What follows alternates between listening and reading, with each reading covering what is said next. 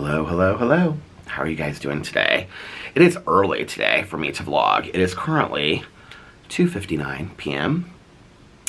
And let's see what the temperature is outside. Kind of surprised I haven't checked already today. Oh my, it's 90 and sunny. And can I just tell you that they haven't even closed up the pool for the year yet. I mean, the pool's locked. You can't like go in there. But the chairs are still around the pool. They haven't put the chairs up yet, which they usually put them all in the little house thing where the bathrooms are and stuff. And then the pool company hasn't come down here and taken the pool water out or closed down the pool yet for the year, put the tarp over. They haven't done any of that stuff yet. So all we needed to do really was buy the chemicals for the pool, and the pool could have stayed open like the last 2 weeks. This is perfect. I mean, everybody would have gone to the pool on the weekend. Well, I don't know about everybody, but I would have gone to the pool on the weekend. I would have gone to the pool on the weekend. And my neighbor in the corner, now that she's done with her job, because she's said it to me like 3 or 4 times. She's like, now that I'm like because she's changing jobs. And so she's like, now that I'm done with my job, she's like, I could be going to the pool. We've had so many nice days. But anyway, hi, how are you guys doing today? So you know how I usually say on my vlog, oh, like I got up and I was thinking about not filming any videos today. You know how I say that? I had videos planned that I was going to film on my drama channel video, my review video, my Peter Does Stuff video, and my TV video. And then I woke up today. It was a really, really rough night with Boo Radley last night. He's fine. It just was a rough night as far as him sleeping. He really, really was having a hard time falling asleep. And it went on for hours and hours and hours. We called the vet today because we thought maybe it was like a reaction to the medicine or something. And she said she just thinks it's the pain. And that we have to make sure that we've been giving it to him 3 times a day, the muscle relaxer, but just, because Alex was like, kind of like, I don't think he needs it anymore, and I'm like, well, we don't really know, and so, she was like, you got to make sure, like, you're doing it, like, in equal hours and stuff like that, and so she was like, you know, if you want to, like, do one throughout the middle of the night, because, you know, like, I go to bed later and whatever, like, right before you go to sleep, you can do that, because she told us with the gabapentin we could increase it. She's like, I don't think that he is, like, awake and pacing because of, she's like, I don't think it's anything to do with dog dementia. She said, I don't think it's anything to do with, like, a side effect of the medicine. She's like, it's pain. A lot of dogs pace and can't go to sleep at night because of pain. That's a lot of it. And she's like, you know, he's still healing from this, and so that's what we think is going on. But last night it was like really, really bad. And she actually said, towards the end of like dogs getting like right before they like turn around and they're, you know, really completely healed is when they'll do this a lot. She said, it's at that point because they realize that like sometimes like walking, if they're walking, it's like they feel better walking than, or she said that that's what they assume, you know, is if they're walking or if they're in motion, it feels better for them than if they're just staying, they're just like sitting in one place. And so like Boo Radley will sit for like literally like 10 seconds and get up, and then he's moving again, and then he'll sit and for like 10 seconds and he's moving again. So she's like, he's probably like nearing the end of all this and getting healed. And so she was like, tonight might be a rough night too. So I was like, oh great. But last night it was like really, really hard. After I got done vlogging, Alex was finishing, I can't remember what the show is called. He told me what it's called. We said what it was called in Spanish, and then I said, okay, well, what does that translate to in English? And he told me, and then he's like, but I think I'm gonna start watching Monsters or something. Or he had watched like an episode of Monsters, the Menendez brothers show, and then he was like, I think I'm gonna watch that a little bit, and then once I finish that, I'm gonna come back to this show. And I was like, okay. So, I sat outside and I talked to Tanya last night for like an hour. And that was while my vlog was like uploading and stuff like that. And then when the vlog got done uploading, Alex had just given Boo Radley his medicine. That was at about 9 o'clock. And so, I think that, no. I'm trying to think of when I posted the vlog last night. I feel like I posted it earlier than I usually do. I usually post it between 9:30 and 10. And I think it was like 9:05 or something like that when I like closed the computer and I walked upstairs and I was like, did you give Boo Radley his medicine? He was like, yeah. And so usually after Boo has his medicine, it's like an hour where he kind of like paces and he like, you know, does his laps and stuff like that. So I laid down, because I was like, I'm gonna take a nap for a little bit. And I was laying there, and Boo Radley was just like up and down and up and down and up and down and up and down. And so this was like at 9 o'clock. And we like really, like Alex is like, he's gonna settle down in just a little bit, you know, like this is his medicine and stuff like that.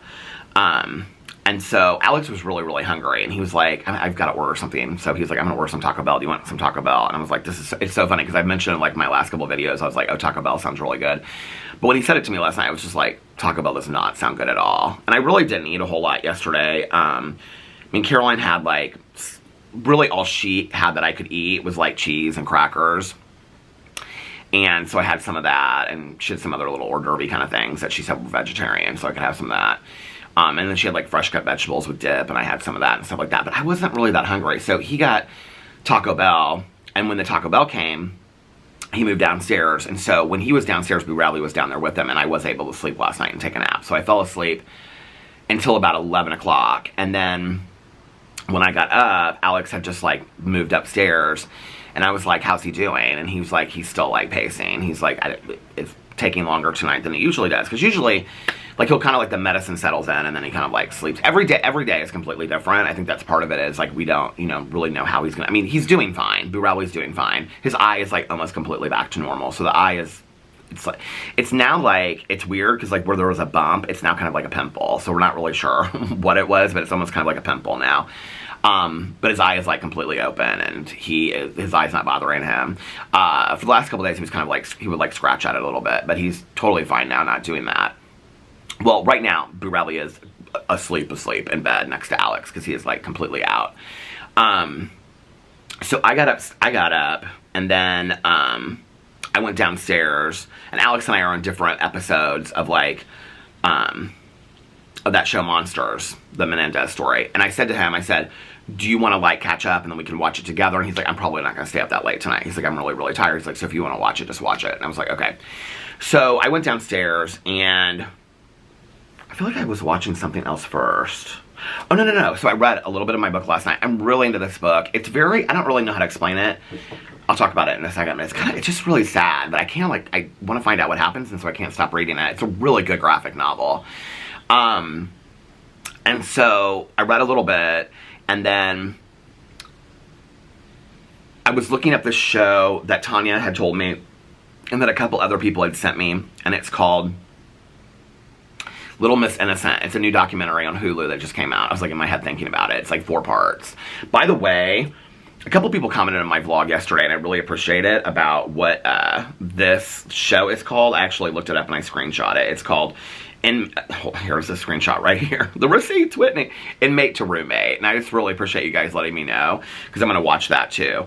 But I was like making a list last night, because I was a list, and within my list of shows to watch, to binge, because I have like 4 true crime shows that I want to watch, and all this kind of stuff. So yeah, so then I went in and I watched the Menendez brother show. Well, I made a cup of coffee and I started watching the Menendez brother. I don't know what, okay, there's 9 episodes, and I got to the beginning. I was not as far along as I thought I was when I was talking about it yesterday, that I realized. But I am like 10 minutes into episode 8, and there's 9 episodes. So I have the rest of episode 8 and then episode 9.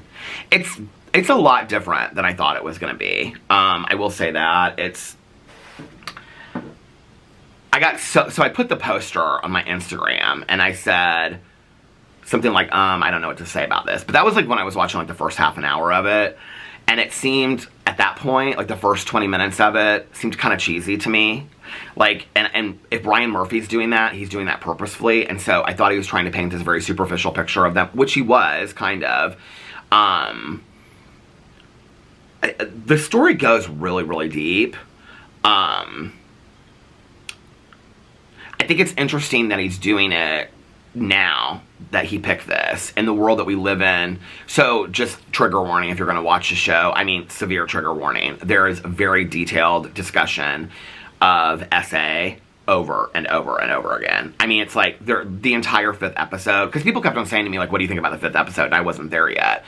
The entire 5th episode is just Eric Menendez being interviewed by his attorney, and it's just him talking about his father abusing him. That the entire episode is just him sitting at a table. It is so hard to watch, But what comes into this, I mean, you have to remember it was also 1990. What comes into it is, this is the defense that they use. And so even the attorneys, like the two women attorneys that they have, that Lyle and Eric have, are talking about like the believability. Like, they need to make him more believable. They're like, it's not that we don't believe his story. It's like, Lyle is not believable when he's on the stand. And so it's this whole kind of question of believability of victims. It's really, really interesting when you watch it.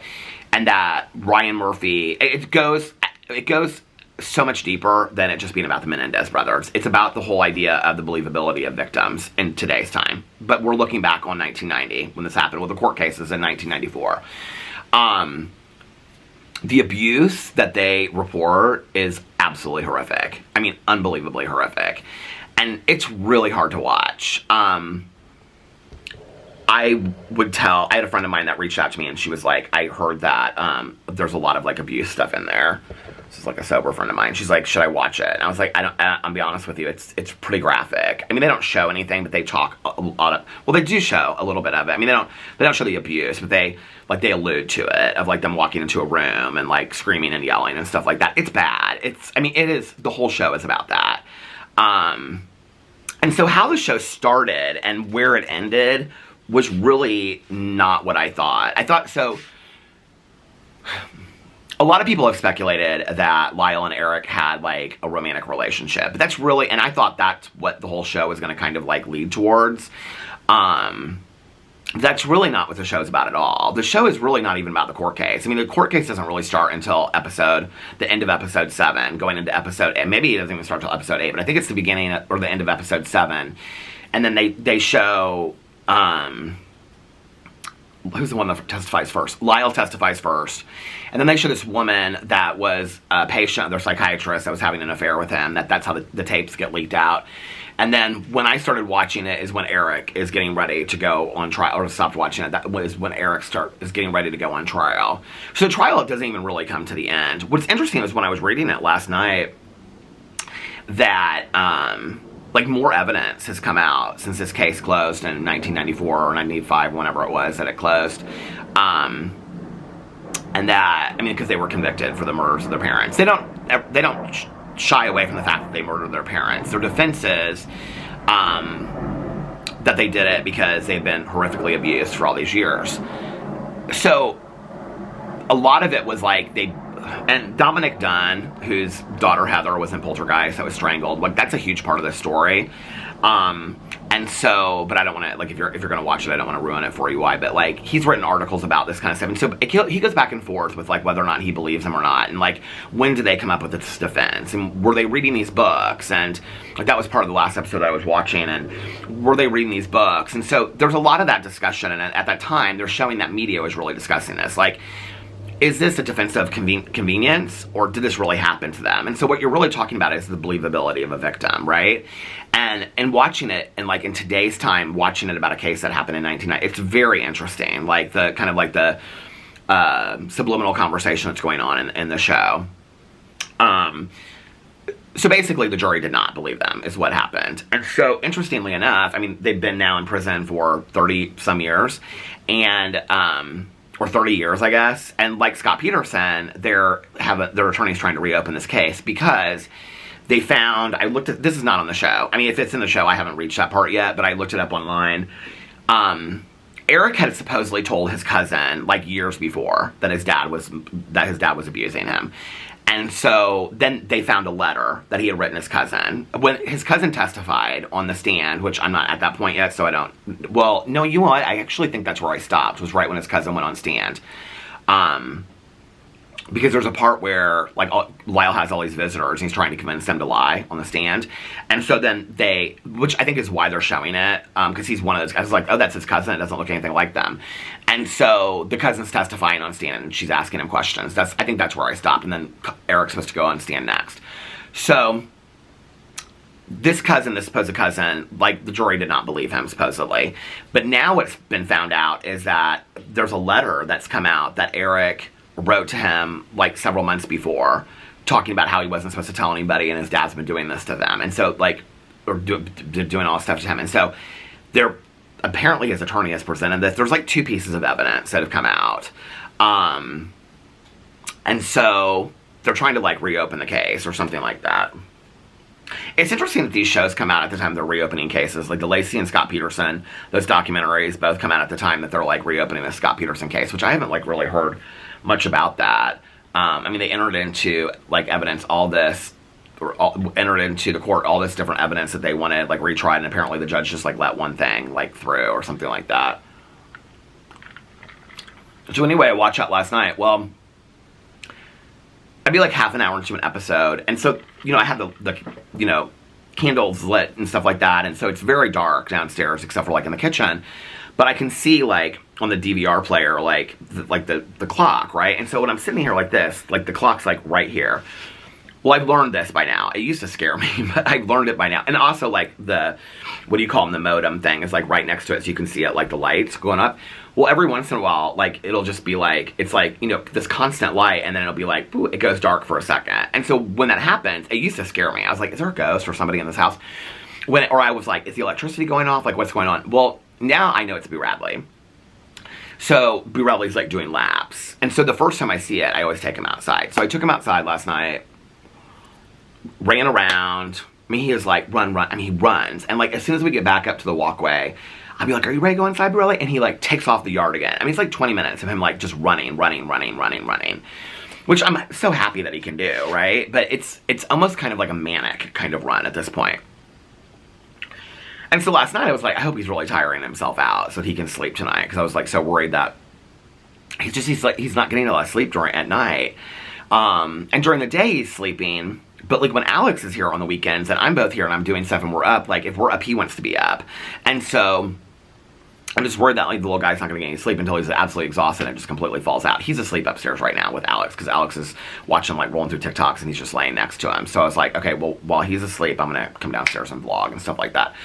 So I was reading a little bit, and I was like, I went upstairs and I was like checking on him. I was like, okay, I'm gonna vlog for a little bit. And Alex was like, okay, this is probably a good time because he's asleep.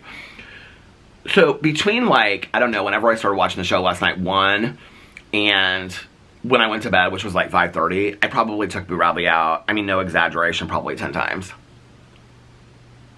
And he did this like running the whole time. And each time I would bring him inside, and I give him a little treat. And then I would take him back up to bed and get him settled in bed. And as soon as I turned around, he would jump off the bed and follow me back downstairs. That was the entire night. And so I think it was like the second or third time that I took him outside. And at that point, it was like after 2. It was like 2:30. I was like, okay, I'm going to give him a little bit extra medicine. See if maybe that'll help him sleep. Because that's what the vet suggested with the gabapentin. So I gave him a little bit extra medicine. And like I said, it usually takes a while to kick in. So I knew it was going to be like 3:30. Well, 3:30, he's walking laps. At this point, I've taken him out so much, right? So I don't know what time it was that he went upstairs. It was probably like a half an hour before I went to bed. Because I thought to myself, I think maybe I didn't stay up till 5:30. I feel like that's when I looked at the clock first. I think it was like 4:45 that I went upstairs, because I noticed that he wasn't walking around downstairs anymore. And so he had gone upstairs. And so I was like, I'm going to go upstairs, and if he's asleep, then I'm going to go to bed too, because then he'll be sleeping and then I can sleep through the night and the little guy will get some rest and whatever. I don't want to wake him up like in an hour. So I went to sleep. Well, so I think it was like 4:45. So I lay down, and as soon as I lay down, like he put his head up, and because he was in his little purple bed, and I thought, okay, he's out for the night. He put his head up and looked at me, and so like I pat his head a little bit, and he just like, what? There's a little squirrel out there in the yard. He like woke up immediately, and then he's pacing the bed again. He's pacing the bed again, and that was when I looked at like the clock, and it was like 5:30. 7:30, he's still pacing. He's still pacing. Alex has gotten up a couple times at this point. He's like, he's taken him out. I'd taken him out. So it was pretty much like all night that the little guy was like pacing. So, I'm tired. Alex is tired. I think B. Radley is probably more tired than any of us in this house. So I'm just really worried about the little guy. But our vet was like, she was like, no, I think he's coming to the tail end of his pain. And it was interesting because somebody commented on this vlog, on my vlog. They said this, and she said the same thing too. Somebody commented and said that he might be worried that the pain's going to come back, and she said that too. She said, you know, we don't know because we don't know what dogs are thinking and what they're, you know, how they're feeling or whatever. She's like, but I've noticed this a lot with dogs when they come to the end of their pain, is that, you know, this is kind of like how they act a lot and whatever. And she was like, and one of the things, she said a couple different things, but one of the things that she said was, because I said to her, I said, oh, somebody said that to me, and I was like, you know, but she said, you know, that they might be afraid that the pain's going to come back, which is one of the reasons why they're walking. And I thought that was interesting because somebody commented on my vlog about that. So anyway, she didn't seem too concerned about it. She was like, if he's, you know, still like not sleeping by the middle of next week, you know, bring him in, whatever. And, you know, she was like, I'm glad that his eye's doing better, and so all that kind of stuff. So anyway, that's the update on little Boo Radley. But that wasn't the only reason. So I can't remember how I even started this vlog at 20 minutes, but I had planned to make videos on like 4 of my channels. I think I said that, right? Like my drama channel, I had a list made out of like a schedule of plans of videos that I was going to make. And I got up today and I did my prayers and meditations, and then like I was checking my phone and stuff, and I was kind of like sitting and thinking about yesterday, and I just was like, no, you know what? I just want to sit and be with my family today, and I want to read a little bit and watch some shows and just enjoy my day. Since I'm not filming anything other than my vlog today, I probably will film more tomorrow, but I just wanted to take a day. So there's like a neighborhood like text where like if they need to text us like important stuff, they let us know. And so I got this text this morning, and I don't have it like saved as like the neighborhood text or whatever. It's like an HOA, kind of like ongoing text. And so they texted that this woman had passed away. There was like, you know, it's like, with deepest sadness, we let you know that your neighbor so-and-so passed away. And so people were like responding to it and whatever. And I was like, it's a name that, I was like, I know who that person is. I was like, why does that name sound so familiar to me? And I have texted a couple of my other neighbors and they haven't responded to me yet. So I don't know if it's this woman, but I'm almost positive that I think she's the only one that I know. I know a couple people with this name, but like, I think she's the only one in the neighborhood that I know with this name. Do you guys remember the neighbor that I sat next to at the eclipse? And she's like 91, and I just saw her walking not too long ago, and she asked how Boo Radley was. I think she's the one that passed away. I think it's her, and so I was kind of sad about that. And then today, I'm vlogging early, and then I'm gonna read a little bit, and then I'm gonna watch some shows, and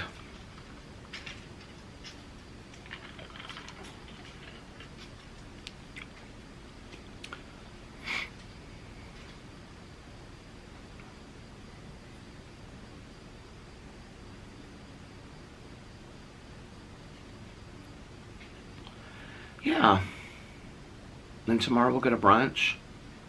And then after brunch, depending on how I feel, I might come back and film some more videos, or film more videos, because I'm not filming any videos today.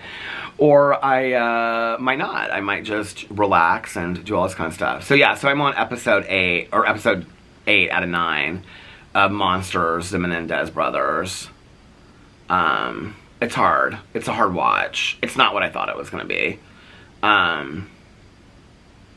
When I started it, I thought, okay, this is really weird, and he's really... There's been some kind of, like, Ryan Murphy shows the last couple years that I've liked, but I didn't really understand why he was doing what he did. Which that doesn't necessarily mean I don't like something. There's a lot of things I watch that I don't understand at all, but I think, okay, I like this, but I don't get it, right? The thing that's interesting, like Alex was asking me, he said, like before he started watching it, he was like, does it remind you like of the Versace show? And I said, no, it's definitely more like People versus O.J. Simpson, which is Ryan Murphy. I think the only one, Alex and I started Impeachment, and then we never finished it. We got like 2 things into it, and I think Sarah Paulson plays Linda Tripp in it. She was fantastic. But I think we got like 2 episodes into it, and I was like, I don't. It's interesting how he picks his stories that he does. I have to be honest with you, though. I really do believe that one of the reasons why he picked the Menendez brothers was the commentary on the victim believability in 2024 versus 1990. I think that has something to do with it. Because that's such a common conversation. Like, let's say if you and I had both watched it, right? Like, and you, like, called me on the phone. Like, that would be, like, as horrible as it is, one of the things that we would be saying is, like, do you believe that it happened? Like, it's so in your face, that conversation in the show, that you almost kind of can't get away from it. And so it's, like, the fact that it's so in your face, but at the same time, it's done on a very subtle level. It's almost kind of like, well, is that the purpose of what this is about? Because Ryan Murphy's purposes are never just to tell a story about Jeffrey Dahmer, or never to just tell a story about the Menendez brothers or Versace. I mean, there's always a greater purpose to what Ryan Murphy does. And so it's like, is that the purpose? I don't know. I do not know. But it's well done. I'm kind of surprised, to be honest with you. I went back and I looked at pictures. I'm kind of surprised how much the guys that play, and I don't think I've ever seen them in anything else before, how much Lyle and the guys that play Lyle and Eric Menendez look like the real Eric and Lyle Menendez. Javier Bardem and Chloe Sevigny, who play the parents, they play Kitty and, well, they call him Carlos and they call him Juan. So I have a feeling that his name is Juan Carlos in the show, because like that's Fufu's name is Juan Carlos. And so, I think, like, his mom calls him Carlos, and, like, his friends call him whatever. That's not his name. What is his name? My neighbor just texted me. Hold on a second. I looked up to see when my glasses were coming, and they're not coming till Monday. I was reading all these articles, like, where they're at now. Do you know they're both married? To people they met, like, prison emails. Menendez parents. Jose. I think his name was, like, Jose Carlos, because somebody calls him Carlos in the show. Kitty, but it's Kitty and Jose Menendez. And see right underneath here, where are Lyle and Eric Menendez now. Javier Bardem, who plays Jose, is really, really good. I looked him up last night. He's, like, just 3 or 4 years older than me in the movie. Or in real life. I really like him. He's been in a lot of things that I've watched that I really, really like. Way back in the day. And he's married to Penelope Cruz. He's really good at it, but I mean, it's just the way that they talk to these kids is like, I don't know. And then on top of that, knowing, like, what's going on behind the scenes. But they don't really show a lot of them in, like, the first 2 episodes. But after that, there's a lot of, like, flashbacks. But the thing is, the way the flashbacks are done is in a way that it's like, are they, like, because they do so many flashbacks in the show. It's like, and then they kind of, like, recreate scenes. And so it's like, is this, like, a made-up scene? Or did this really happen like this? So you don't really ever know, like, what's true and what's not with the show. Or, like, how much is it just being told back to you and things like that. But anyway, what was I going to say about that? So, yeah. So, I'm going to finish that tonight. And then I think I'm going to watch the Little Miss Innocent documentary. And then I'll do those reviews of those. Well, I'll do the review of Monsters either tomorrow or Monday whenever I come back. But this is the book, the graphic novel that I have been reading. And this is like, I'm like halfway through it right now. A little bit further than halfway through. So, it is called This One Summer. Did I already show this in a video, or did I show it in a haul on my BookTube channel? By Jillian Tamaki and Mariko Tamaki. I don't really, to be honest with you, I still don't know what it's about. The pictures are so fantastically done. I mean, there's some really cheesy graphic novels out there, but this is just beautifully done. It says it's a New York Times bestseller, which I didn't know. Here's my neighbor walking. Where is your husband? Where have you been? Look at you with your long, or your big straw hat on and everything. I've been here. Huh? I've been here. Where have you been? Well, Tom still has problems with his gland fasciitis. So I'm walking. Aww. Hey, don't say her name, but, because I'm filming right now. But the woman that passed away, is she the 91-year-old that always walked with a purse? Probably she walked the dog. Yes. She shared the dog. She just recently got her hair cut real short. Yeah, I loved her. Me too. She was so sweet. She seemed really healthy. You never know, do you? No, you don't. Just gotta be ready. I just makes me sad. Makes me really sad. She was such a sweet woman. I sat with her at the eclipse. Where? At the eclipse, the solar eclipse. And so we were talking about, she was telling me about things that she had seen in her lifetime. And then I said, well, maybe we'll sit next to each other at the next eclipse. And she said, oh, honey, I'm not going to be here for that eclipse. She was so sweet. She said something like that. I can't remember. But I just saw her like a week or two ago because she was asking about Boo Radley and stuff. Everybody has said the same thing. The very same thing. It's just sad. Well, I hope she passed peacefully. I think so. She was such a nice... Well, I don't know, but I'm assuming. She lived over there by you, right? Yes, she lived next to Don. Okay. Okay, there. No, I know where she lived. Yeah. She was such a sweet lady. Sweetheart. Just a If you find out anything about like a service or something, let me know, okay, please? I will. Okay. The only thing I saw was online that they had made this very short and didn't give any information other than a food report. Well, I'll find out something. If you do, let me know. Okay, I will. I love your hat. My fall hat. Your fall hat. That looks like a hot heat summer hat. No, the white ones are hot. Oh, the white ones are. Okay. That was the first day of fall. Look how well behaved he is just standing there next to you. Hot. I'm hot. It's hot out. It's 90 degrees right now. Well, tomorrow it's going to be different. Yeah, tomorrow, Monday, and Tuesday. Oh, is it supposed to go down? The 70s. Oh, good. You'll be having to make that chili. You'll be having to make that chili.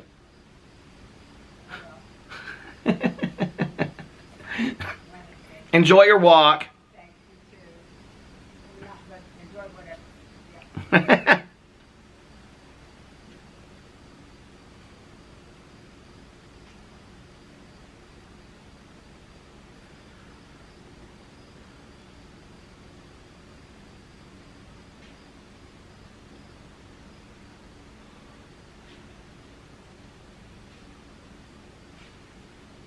My neighbor is texting me about these packages.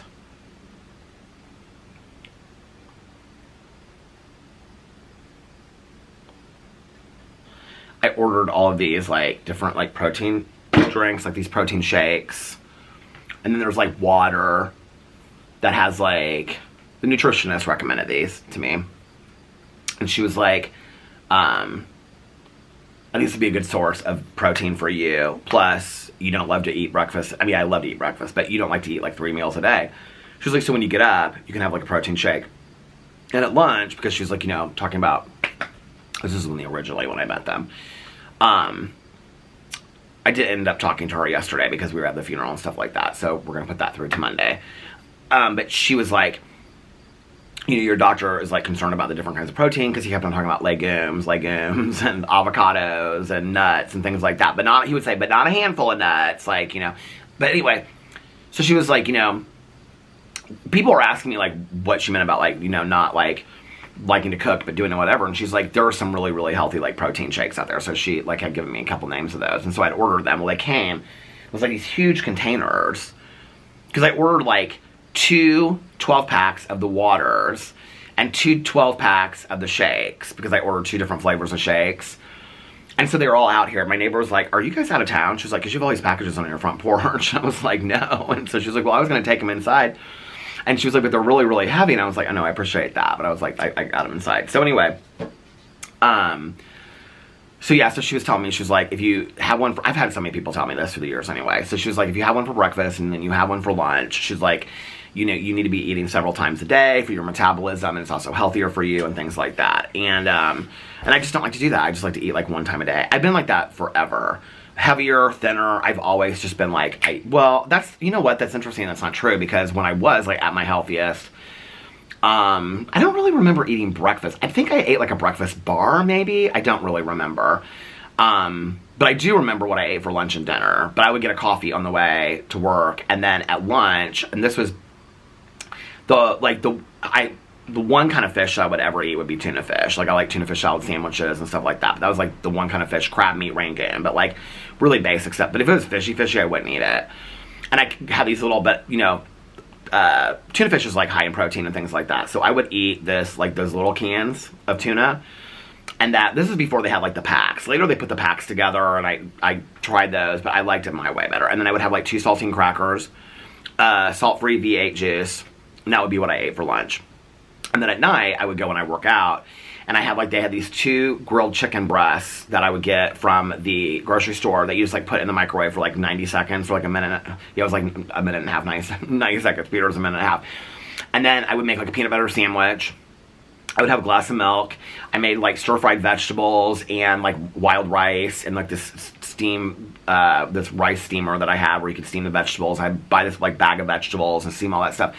And I literally ate the same thing every night for dinner. That later was when I lost a lot of weight. I did like the 2 lean cuisines. So eating several times a day probably is better for me. I mean, I was 27 at the time, 28. Like, I mean, I'm 52 now, you know? So it's that half a life ago. I'm literally half a life ago. God, it seems not that long. I can remember I was between my first and my second boyfriend. And I would get up every single day on my days off, and I would make a pot of coffee. I can remember this cool pot of coffee that I had. I should look online and see if I can find this kind of pot. I loved this coffee pot. And it was like this metal kind of like, but it wouldn't get hot on the outside, this coffee pot. And so when the coffee was done, I got it because my friend had it that lived here. It was my friend that ended up moving to Denver. And so I would make it, and then I had like this kitchen table that I had in this little like kitchen nook area. It was like off this galley kitchen. I had this little kitchen area. And so we would call each other. Oh my God, I smoked like a fiend back then. I can remember sitting down there, and this is when people smoked in their houses and stuff, and I'd have like the windows open, and it was in the summer, and I would have this pot of coffee, and I would call him, and so my days off were always, I worked Tuesdays through Saturday, so, Saturday night, Sunday, and Monday, so like on a Monday or a Sunday, we would sit down, and I would like say, okay, like let's go, and then we both have our pots of coffee, and we would just do the crossword and like talk on the phone, or we would like hang up, and then we would call back whoever he always got it done first. The crossword at the Indianapolis Star, I miss doing it. I did the crossword for years and years and years. I think it made me think sharper, if you want to know the truth. I can see my setup there completely, because later I painted this table red, like the top of it red. Because that was when we moved into the next apartment. I moved in there with my ex, and he like wanted like a red table, so we painted like the table and the chairs and stuff like that red.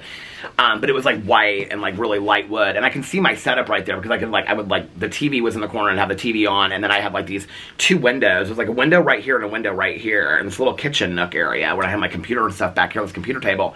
And then I had the table right there, and I would sit there and I can see myself. How old would I have been?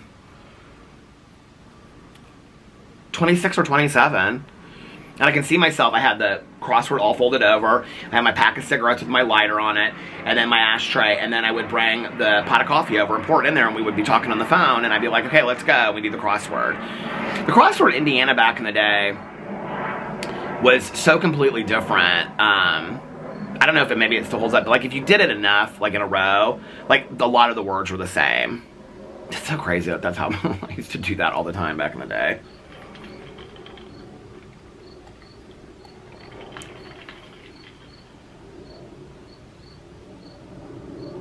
It's interesting that I smoked inside, number one. Number two, I mean, nobody smokes inside at all anymore, right? It's also interesting how much I smoked back in the day. I smoked a lot. I was a heavy smoker. I was a really heavy smoker for years. People ask me all the time, I don't really know if it's people like trying to get in and like, or if they really just don't know, because I've said in videos like over and over and over again, like I still smoke. Like I've never proclaimed to be a non-smoker. I've never said I don't smoke and all that kind of stuff. But I don't smoke regularly like I did back in the day. But people have asked me, they'll say, can you tell me how you quit smoking? Because I'm trying to quit smoking. They'll leave that in the comment section or something like that. I don't really know what to tell you. Like, it just kind of faded over time, you know? It really just did. It was kind of like,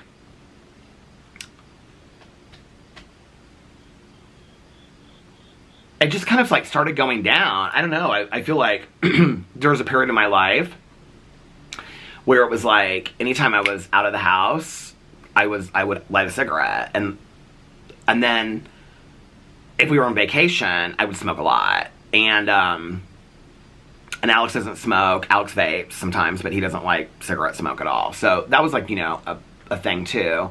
But I think like what happened on vacation, and I still like when I go on vacation, I'll get a couple packs of cigarettes or whatever, you know. But I don't smoke as much as I used to. I mean, at any given time in the house, I always have a pack of cigarettes and a lighter, and I always have a vape, a nicotine vape. To be honest with you, it is really, really good that those marijuana vapes, whatever, and the pens or the sticks or however they do them, that I've got like 65-year-old neighbors of mine that hit those pens when they're like walking down the street and stuff like that. If those pens existed when I first got sober, I think it would have been a lot harder for me to stay sober, because I really, like, I loved getting high.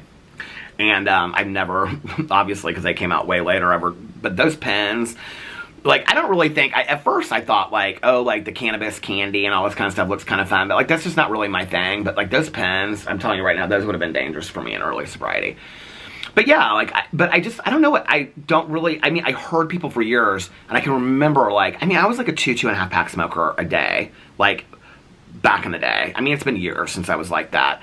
But I can remember talking to people, and they'd be like, yeah, just one day I just kind of, like, I stopped. And, I mean, there's whole days, like, days go by where I don't ever have a cigarette, you know? And then, like, if I'm around Tanya or something like that, or we go to a meeting, I might have a couple of cigarettes, or if I go to the casino or something like that, smoke a little bit. I don't know how it happened. It just kind of, like, slowed down. I never thought I would ever be able to say that. Like, I really, to be honest with you, I think part of it really was, it scared me a lot, because I don't have good family history. My mom's mom had severe emphysema. My mom and Kathy's dad died from, hey, how are you? Died from lung cancer. So I think it, like, scared the hell out of me, you know? Is that for me? Oh, just leave it on top there. Y'all get it. Oh, those might be my glasses. Hey, you too. He's such a nice guy.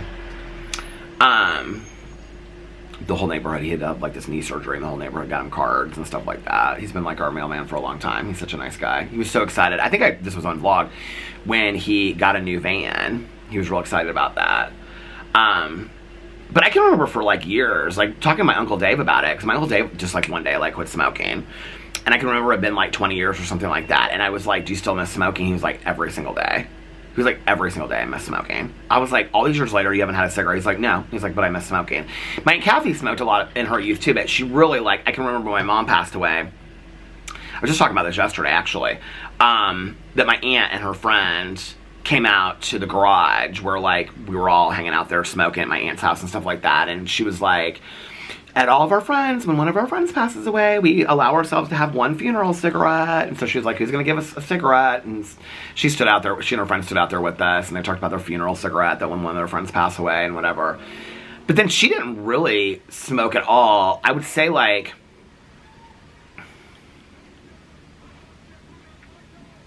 I can remember when Susie stayed at her house, and Susie and I stayed up in the basement and talked and smoked cigarettes. And I think that night my Aunt Kathy was like, can you leave me like 1 or 2 cigarettes? That was, I don't even remember when that was. I think that was before I was on YouTube. So she didn't smoke hardly at all towards the end. My mom smoked a lot back in the day. My mom was never like a super, super heavy smoker, but I can remember, like, I found a pack of cigarettes of hers, like, when she passed away. My mom smoked really, really cheap cigarettes too. Like, she would, whatever the cheapest she could find were Monarchs, she always smoked.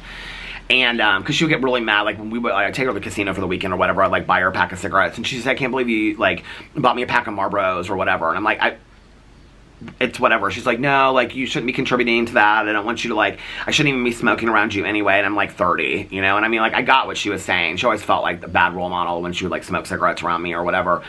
But I would say, if you're gonna smoke something, you might as well smoke something that you enjoy, you know? And she would drive all over town to find, like, I can't remember what the other ones were. Do you guys remember Basics? They weren't Basics. They were cheaper than that. They were, like, really super cheap cigarettes that she would, I remember one time, like, and, like, I always smoked menthols, and I can remember one time having one of hers, and she didn't. She smoked just, you know, regular, and it tasted, I mean, literally tasted like, it was like, ugh, it tasted like licking an ashtray. It was so gross, these cheap cigarettes she smoked.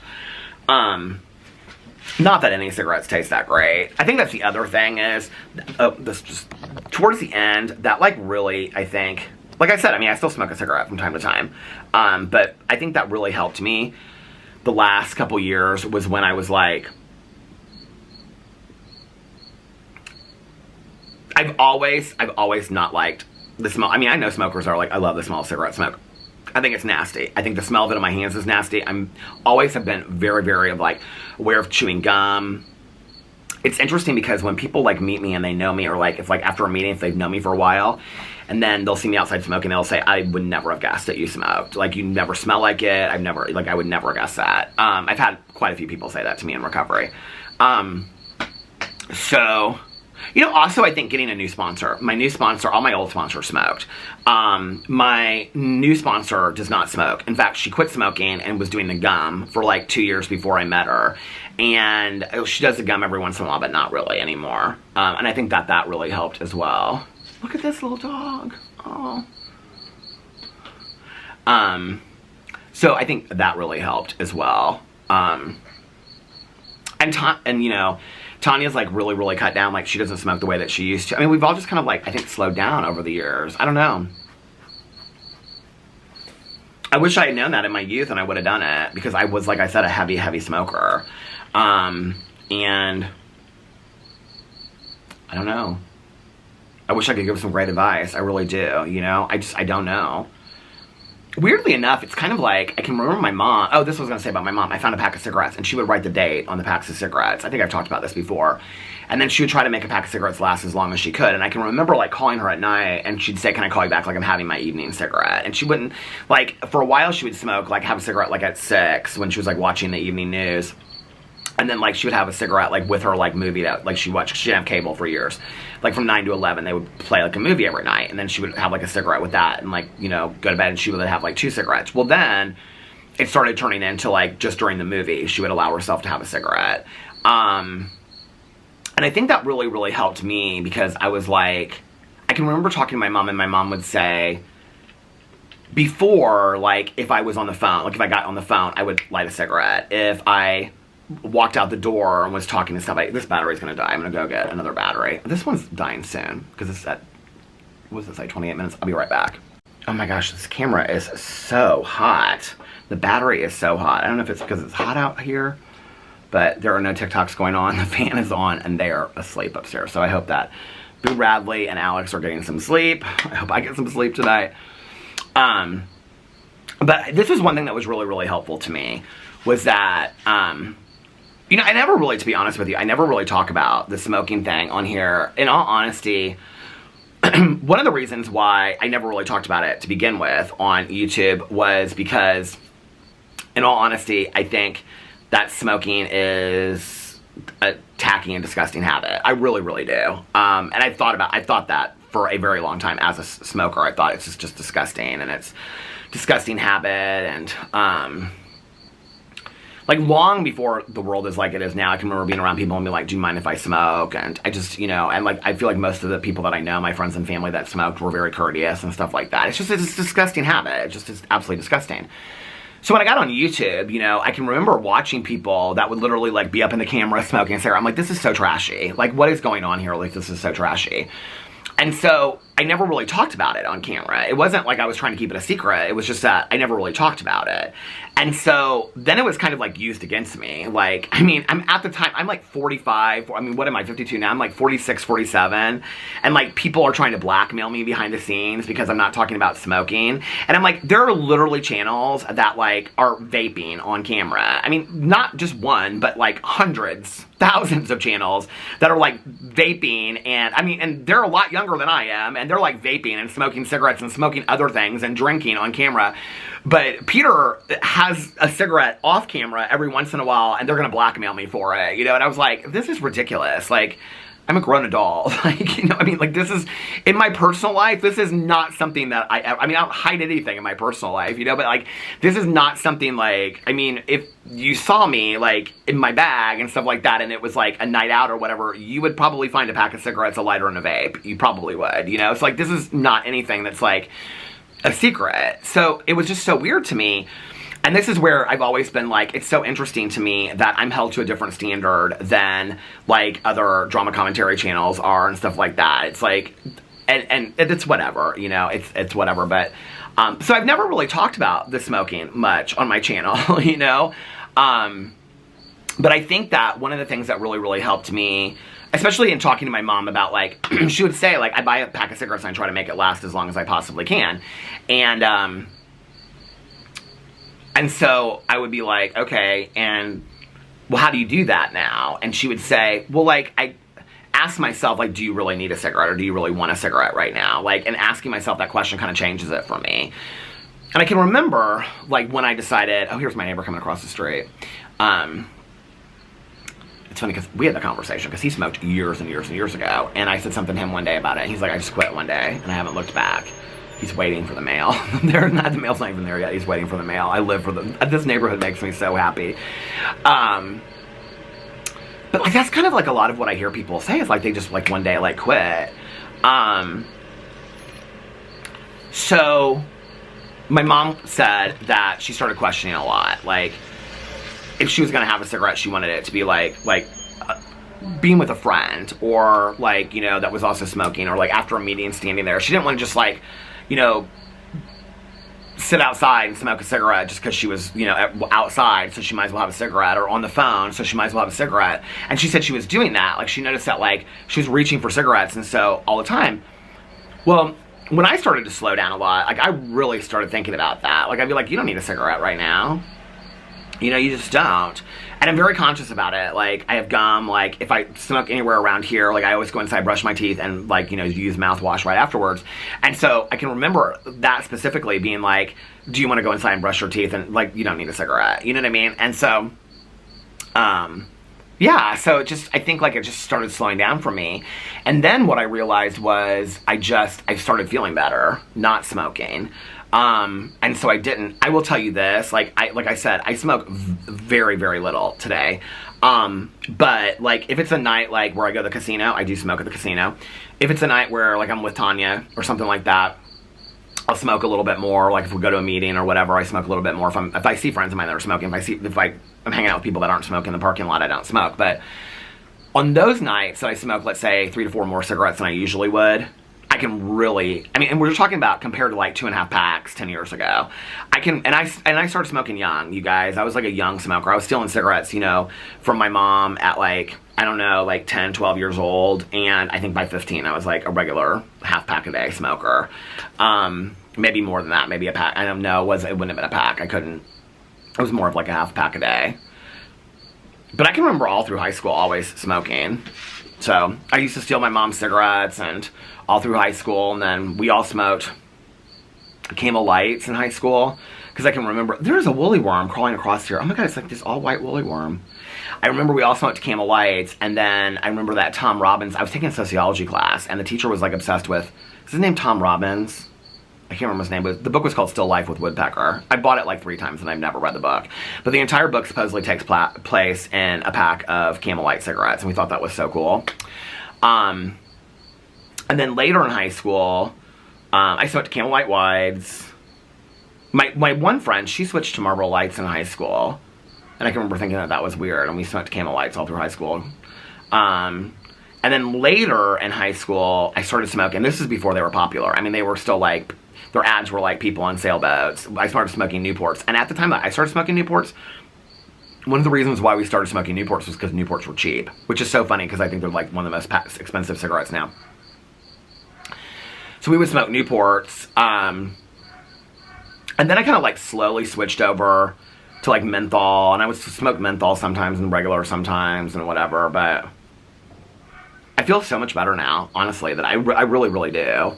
I mean, I've talked to my dad a lot about it. My dad's like, you know, he'll say, to completely repair your lungs, you have to quit smoking, like, completely. Like, you cannot pick up a cigarette, like, at all. Like, that, like, to completely repair your lungs, like, you can't, because he had told my mom that years ago, and so I asked him about that and a couple years ago, and he was like, yeah, like, I told your mom that, like, you can't, like, smoke 1 cigarette a day, or your lungs never, like, even if you go down to that, it's great, like, in other health ways, but, like, your lungs aren't fully repairing because, oh my god, the tripod fell.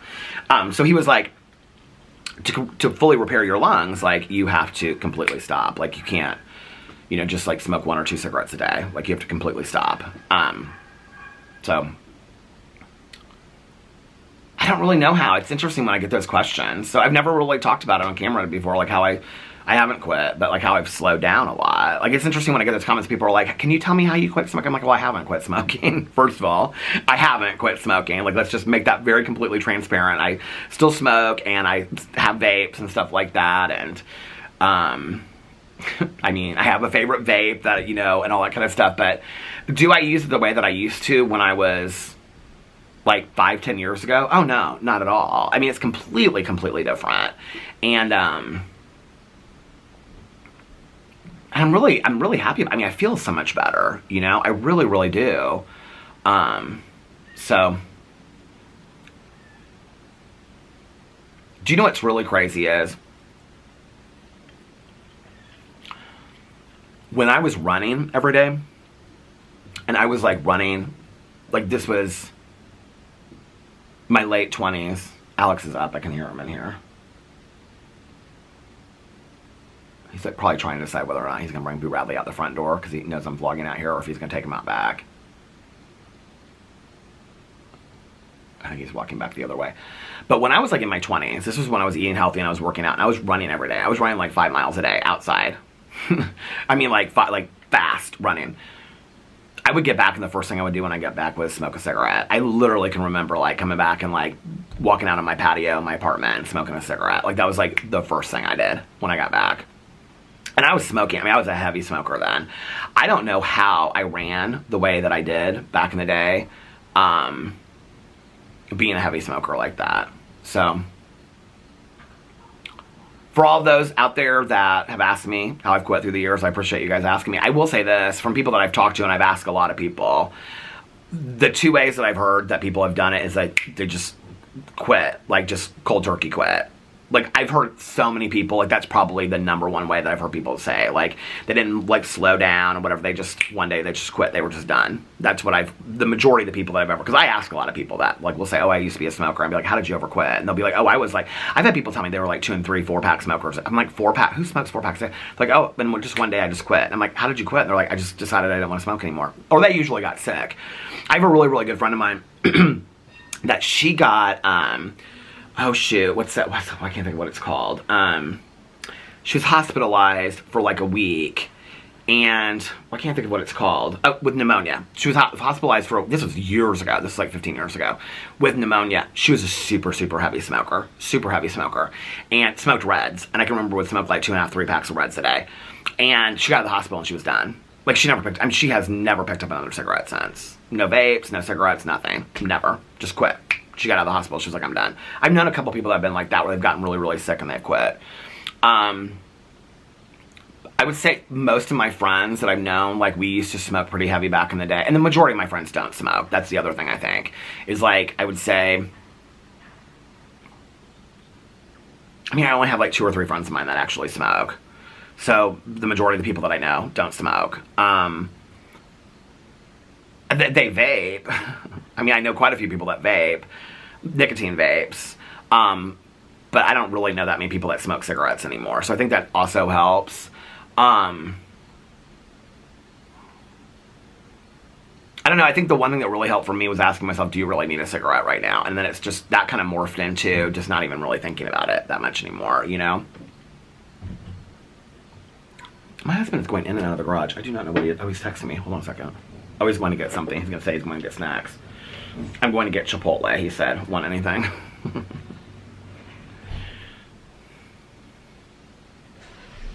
Do I want anything from Chipotle? No, I choose to be healthy today.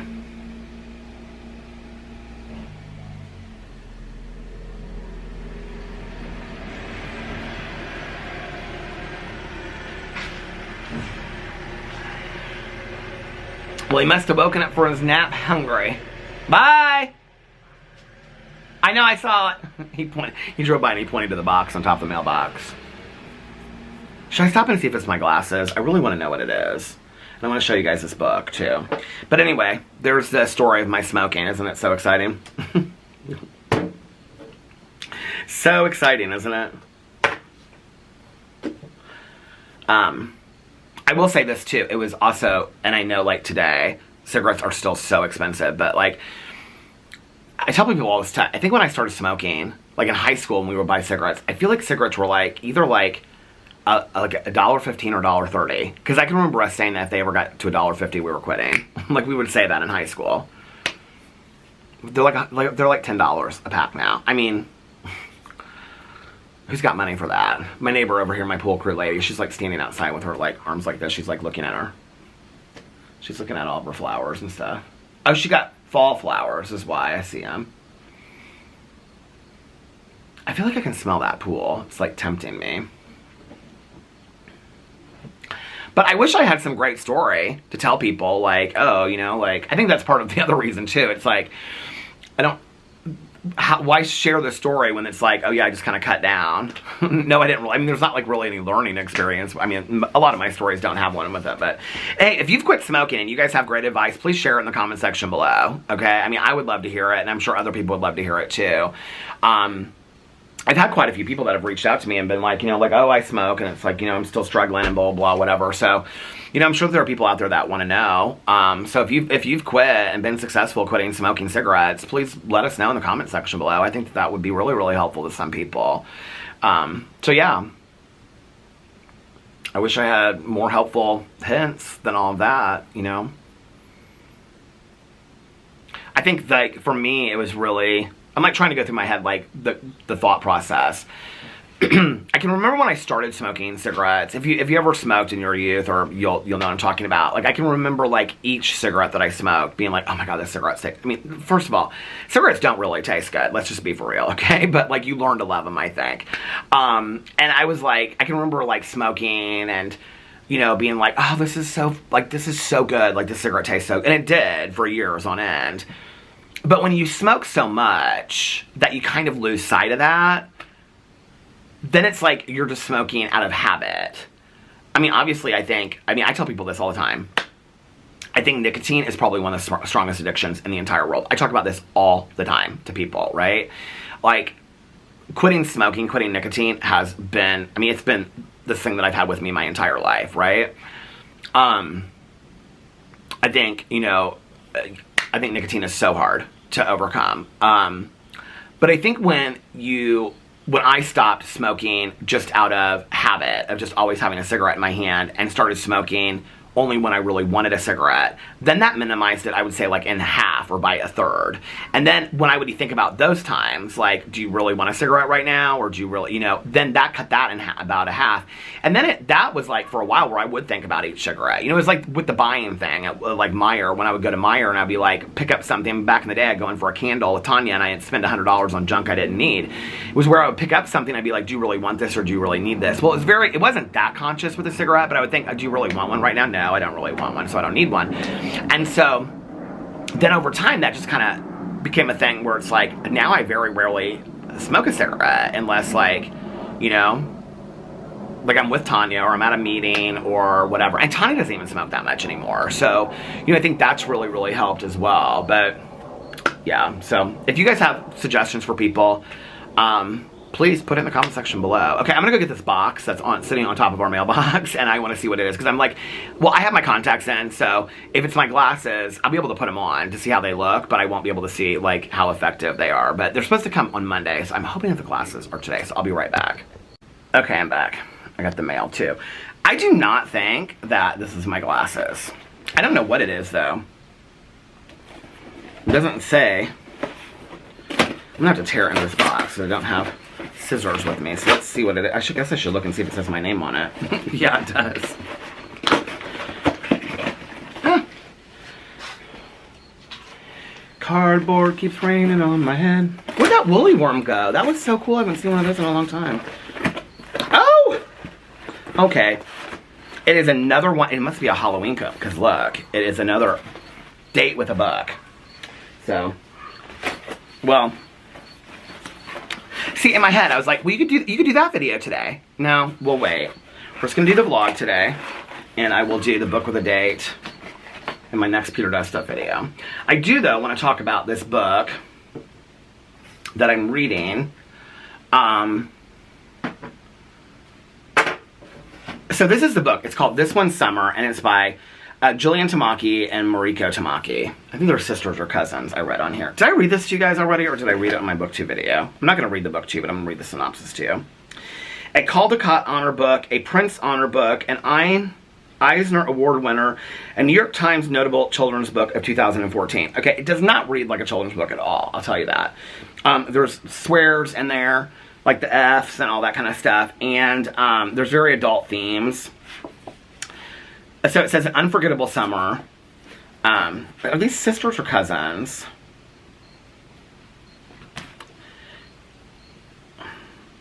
Okay. Rose and her parents, An Unforgettable Summer. Rose and her parents have been going to Owago Beach since she was a little girl. It's her summer getaway, her refuge. Her friend Wendy is always there too. Like a little sister she never had, completing her summer family.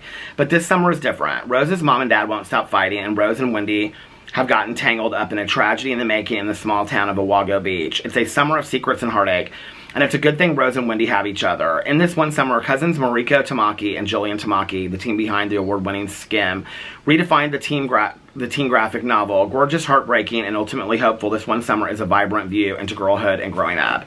So when I started it, what I really thought it was about was this one girl coming out to her friend. I thought that's what it was going to be about. It's not about that at all.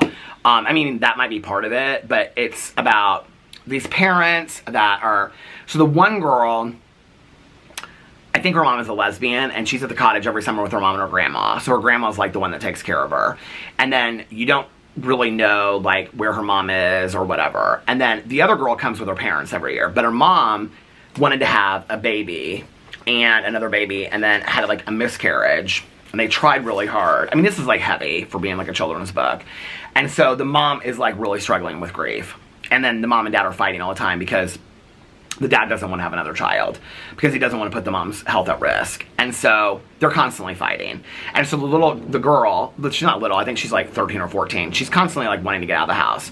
And so she goes over to the other girl's house, and then they rent from like this, I mean, it's this small beach town, and they rent these horror movies on DVD from like this gas station.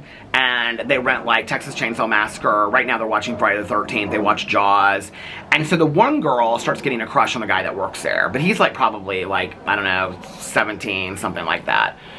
But he and his friends are constantly like drinking 40s in the parking lot and talking about like, this one girl is talking about being pregnant. And so it's kind of the coming of the age story of these two girls while they're coming to age with all of this stuff going around them. And like, she gets a crush on this guy, but then the other girl's like, well, he got that girl pregnant, and they don't really understand pregnancy, and they don't really understand all this kind of stuff, but that one girl understands a little bit more than the other one. It's a lot about awkwardness. The younger girl says a lot of stuff like, if she says something and the other girl doesn't like it, she'll say, I'm kidding, and then the girl yells at her and is like, stop saying that. She's like, well, I don't want to know what to say because I don't want you mad at me. It's so vulnerable and honest, and I have to be honest with you, I don't know that, like, I think this is a book for a 10-year-old. I just don't. I mean, it's very adult themed. I mean, it doesn't have adult pictures or anything like that, but the themes are about, like, parents that are breaking up over this miscarriage that's going on. It's very real issues, and going swimming and escaping into horror movies because all of this stuff that's going on in their head, and then there's just a lot. So, but it is so good. It's so beautiful. It's a very quiet book. I really don't know how to explain it other than that. It's very, very quiet. Like, I sit out here and read it, and it's like most of it is like, there's this one scene. This is a couple chapters. Well, this is not really chapters. It just kind of all goes together. But they're walking through this, like, trailer park because they're looking for where this boy lives. And they see this deer. Where is it at? See, this is where she's like, she collected 200 rocks the summers before. And she was, obviously, my family is not going to be building any more rock vaults or anything like that, or anything else. And I'm too old for that stuff now anyway. I mean, it's very kind of sad. But she and her friend, they're going through this trailer park, and they see this deer, and they follow this deer. Here it is. So they see this deer. You can't really see it. But then they follow this deer all through the woods and stuff like that. It's just very quiet. Most of it's just these two girls, like, observing the world. And I think the one girl is probably, like, 12, and the other girl's 10, or they're, like, 14 and 12. There's, like, a 2-year difference between them. It's really, really good, though. If you like graphic novels, I would highly recommend this. It's a really good book. And what's the other book? I think I looked it up. Scam or something like that? I don't know about that book. I've never heard of that book. First Second. What is this? I don't know about that. Oh, I don't want to look and see how it ends. I have friends of mine that read books just to see how it ends. What did our other mail that we got? Anything exciting? No, this is for my husband. Our neighbor says, that's an ad, and this is for Alex. Both are for Alex. Okay. Our neighbor. Let's look what this says. Don't you hate that? When it's just like some crap. I hate junk mail. Why not any more postcards or handwritten letters? I still do in my P.O. box. Get these. What is this? 50% off what? What are you trying to sell me? Tires. Oh. I don't need tires. I do not need tires, that is for sure. This is kind of a long vlog today, isn't it? This has gone vlogger. This has gone vlogger than I thought it has gone in. Should I read some? Well, the comments I was reading through them earlier were mostly, you guys were so sweet again about Caroline and Mike and David, and just like you guys sending so much love, and I just want to say I really, really appreciate that. So yeah. What a beautiful day. Okay, well, I'm going to get off here now, and I'm going to, this vlog has been all over the place, hasn't it? I'm going to get off here now, and I am going to go render this vlog, and then I'm going to upload it. It'll be up a little bit earlier tonight, so. This minivan keeps on, like, going back and forth. But I mean, she lives in this neighborhood, I know she is, but I'm like, why is she, but she's not, she keeps on going down here towards like where the pool is, so she must know somebody that lives down there. This is the kind of mysteries that I try to solve in my head.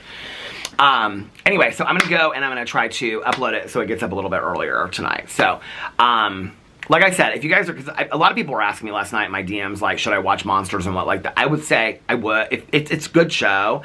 I wouldn't say it's like one of the best shows I've ever seen, I will say that. But if you're interested in like true crime cases that are fictionalized or dramatized, yes.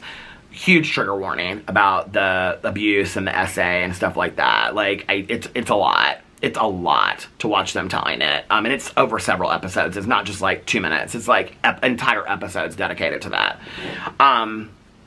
So yeah, so anyway, and then I'm going to watch some shows tonight, relax, and hang out with Boo, Radley, and Alex. So I hope that you guys are... She looks like she... Are you looking for something? Yeah, my little black and white dog's gone. It does not come by here. Okay, then he's that way. Okay. Two of them got out. I found one. I wondered why... I was like... Somebody kept on driving by. I was like, what's going on? I'm sorry, sweetie. Well, I'll get off here and then I'll come and look too. Thank you. Okay. He's deaf, so I can't yell. Okay, yeah, I know. Okay, all right, I'll be right there.